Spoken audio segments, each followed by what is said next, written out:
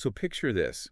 You've just hiked up into the really crisp, thin air of the Armenian Highlands. Oh, yeah. The landscape there is just incredibly rugged. Right. It's rugged, the wind is howling, and you're standing at an altitude of, like, maybe 3,000 meters. You're miles away from any sort of modern infrastructure up there. Exactly.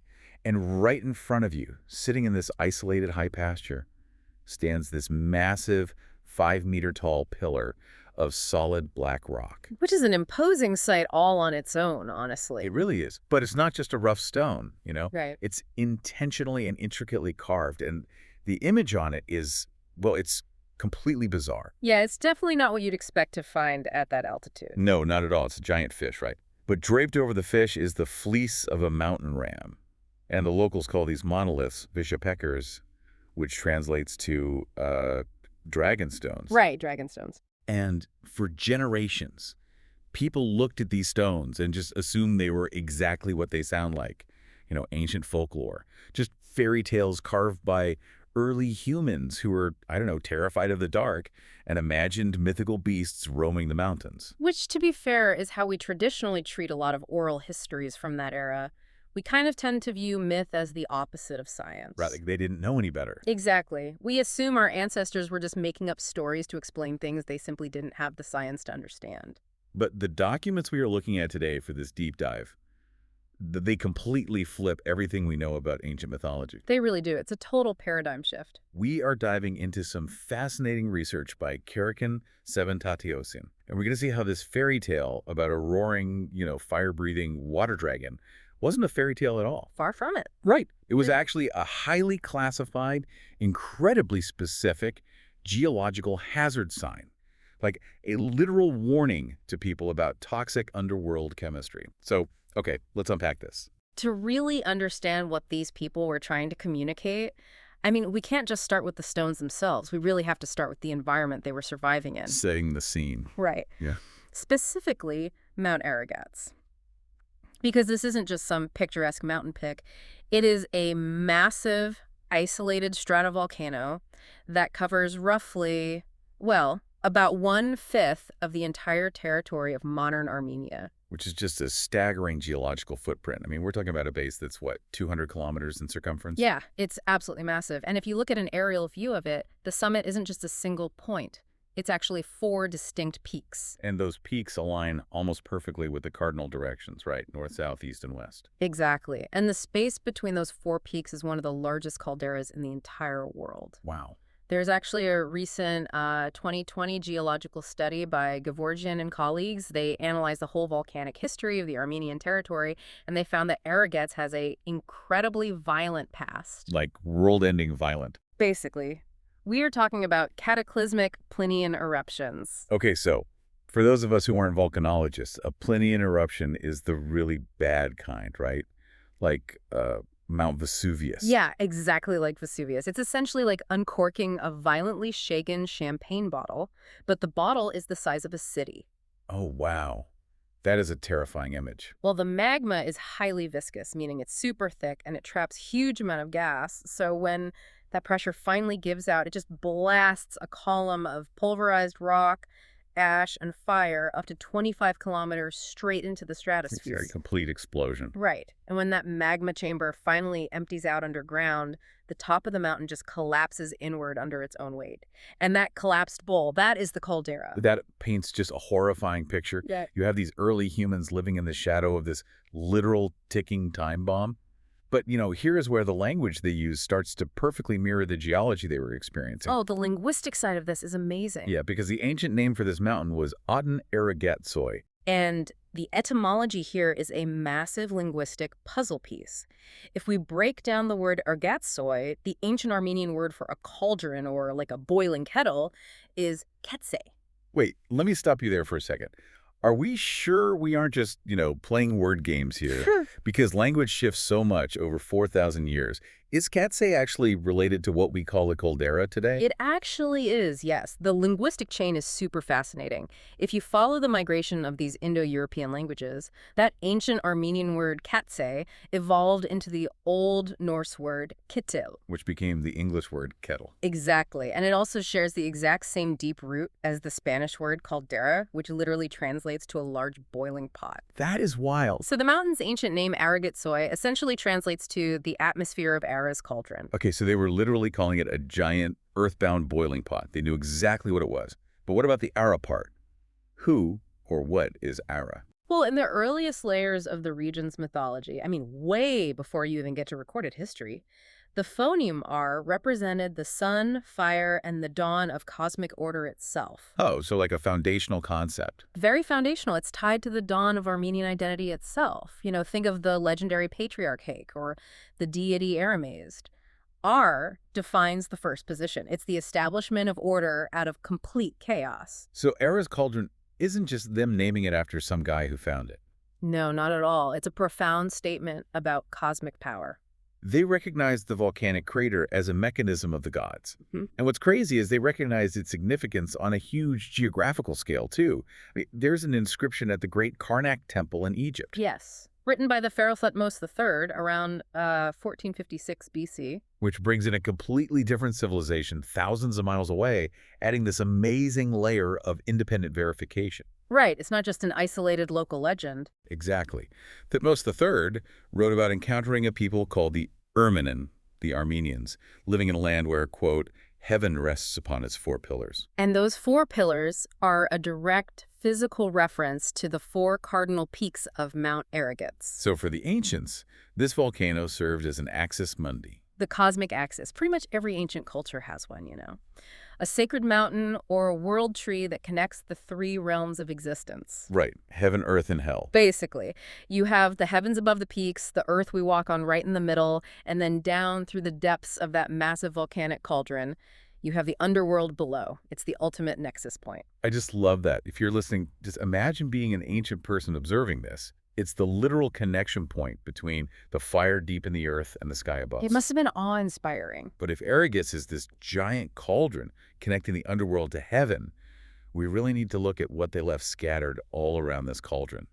And that brings us right back to those bizarre 5-meter-tall stones, the Vishapkars. Right, the dragon stones. And you find these almost exclusively at high altitudes, up in the summer pastures, usually between 2,000 and 3,000 meters. And the material they used is the first major clue here. They didn't just carve these out of whatever random rock was lying around in the grass. They specifically used solid basalt. Which is absolutely crucial, because basalt is an igneous rock. It is literally formed by the rapid cooling of magma. Fire turned to stone. Exactly. When magma hits the surface, especially if it interacts with water or ice, it cools very quickly and forms these massive, dense columnar structures. So they are actively taking volcanic rock formed by cooling magma, and they're carving it right on the slopes of a dormant volcano. Yeah, the medium is the message, in a way. But the imagery on the rock is what completely threw me. Like, we are high up in the mountains, right? But they carved giant fish onto these stones. Specifically, they look a lot like the Night of Ishkan trout you'd find down in Lake Sevan. Right. And they carved rams, often with a distinct, sweeping horns and the long beard of the native Bezor goat. And then the weirdest part, the hybrid. A fish body draped in the fleece of a ram. This feels like an absurd contradiction, doesn't it? A massive contradiction. I just have to ask, why on earth would you combine a fish, which is the ultimate symbol of water, with a mountain ram? Because in almost every ancient culture, from the golden fleece of Greek myth to the solar deities of the Indo-Iranians, the ram represents the sun, heat, and fire. It really does seem like nonsense until you apply the structuralist theory of ancient myth to it. Okay, structuralist theory. Give it to us in plain English. Basically, the ancient human mind couldn't process the sheer, terrifying chaos of nature as a whole. So to make sense of it, they categorized everything into dualistic opposites. They essentially put the universe into two distinct buckets. Okay, I'm with you. You have fire, which is associated with the sun, the masculine, the dawn, and the ram. And then you have water, which is associated with the moon, the feminine, the deep, and the fish. So they took the two most powerful, most contradictory forces in nature, Forces that usually completely destroy each other, right? Water puts out fire, fire boils water away. Exactly. But they don't always destroy each other because inside a stratovolcano like Arrogance, especially one that interacts with deep underground aquifers or glacial ice or crater lakes, fire and water actually combine. Oh, wow. And when magma meets a massive body of water, it creates unimaginable explosive power. So by bringing the fish and the ram together on these basalt monoliths, the carvers of the Vishapkars were paying direct homage to these elemental forces. They were marking the exact spot where the ultimate cosmic opposites unified. It makes so much sense. Okay, I buy that fish represent water and rams represent fire. But the locals don't call these fish ram stones. No, they don't? They call them dragon stones. The Armenian word Vishap literally translates to dragon or leviathan or typhon. So where does a roaring, fire-breathing dragon fit into a peaceful, high-altitude pasture? Well, to bridge that gap, we really have to throw out our modern sort of Hollywood idea of a dragon. So no flying lizards hoarding gold. Right, these aren't European dragons hoarding gold in a cave. In Armenian and broader regional folklore, Vishaps are very specifically water dragons. Water dragons, okay. Yes. The myths say they live deep in high mountain lakes, and when they wake up, they cause thunderous storms, they dam up rivers, causing massive flooding or terrible droughts, and when they move, they roar with a sound that just sweeps away everything in its path. Which sounds suspiciously like a natural disaster. Precisely. If you look at the concept of chaos scamp, which is the mythological motif of a hero battling a primordial sea monster or a dragon, it's almost always a metaphor for humanity battling the chaotic forces of nature. Right. So what if the dragon isn't a magical beast at all? What if a water dragon is just the most accurate metaphor an ancient person had for a subaqueous, meaning an underwater volcanic eruption? Okay, let's dig into that because the source material provides this incredible, highly specific historical account that honestly just blew my mind. It's a fantastic record. It's from much later, October 27th, 1650, at Lake Van. And Lake Van is in the same broader geological region, sitting right on top of a highly active tectonic and volcanic zone. And the historical records of that 1650 event read exactly like a dragon myth, but they were recorded by panicked eyewitnesses. Yes. People standing near the lake suddenly heard these loud noises coming from the water. And the document notes that because water is denser than air, underwater acoustics are super intense. The sound traveled fast and hard. Very hard. Witnesses described it as sounding like heavy cannon fire coming from beneath the waves. A rhythmic, explosive booming. I mean, imagine the water literally vibrating in your chest. And then, according to the record, they heard a resounding roar, quote, as if emanating from 1,000 mouths. The lake violently swelled, and they literally saw fire erupting from the water itself. Water shooting fire. Exactly. Then stones the size of human beings bubbled up to the surface and just floated there like giant mushrooms. Which a modern geologist immediately recognizes as pumice. Right, floating rocks. Yeah, when magma mixes with water, it flash boils, creating this insane amount of steam that whips the magma into a froth.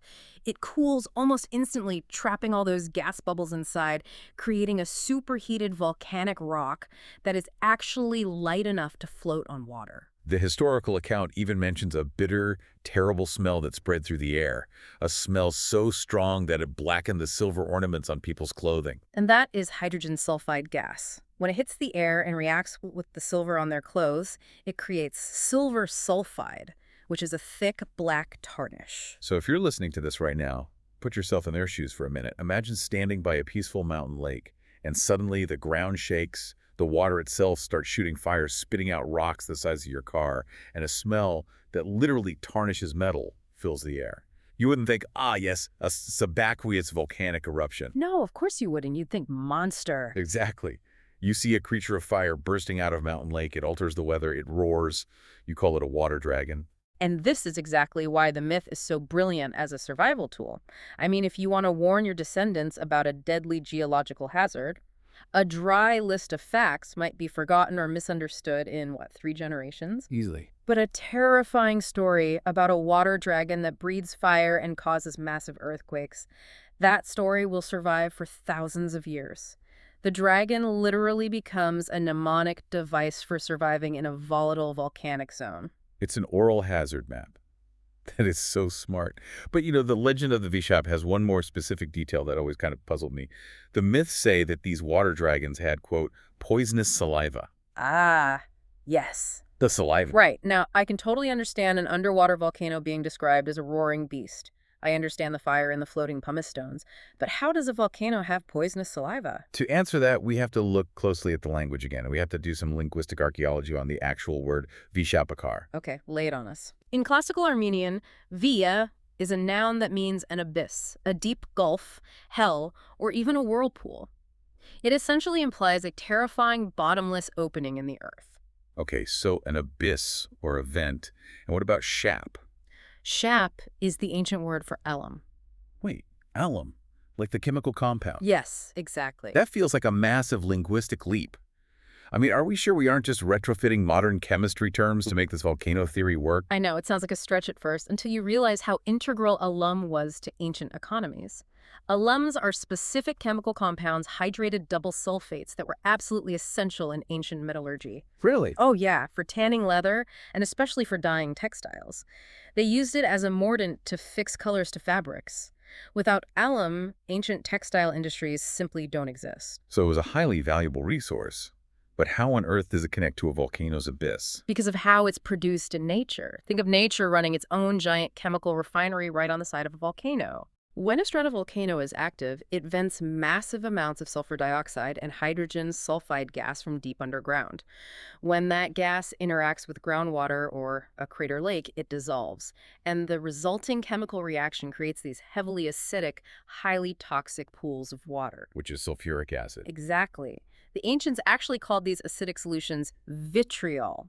Now, this sulfuric acid eats away at the surrounding volcanic rock, slowly leaching out metals like iron, copper, and aluminum.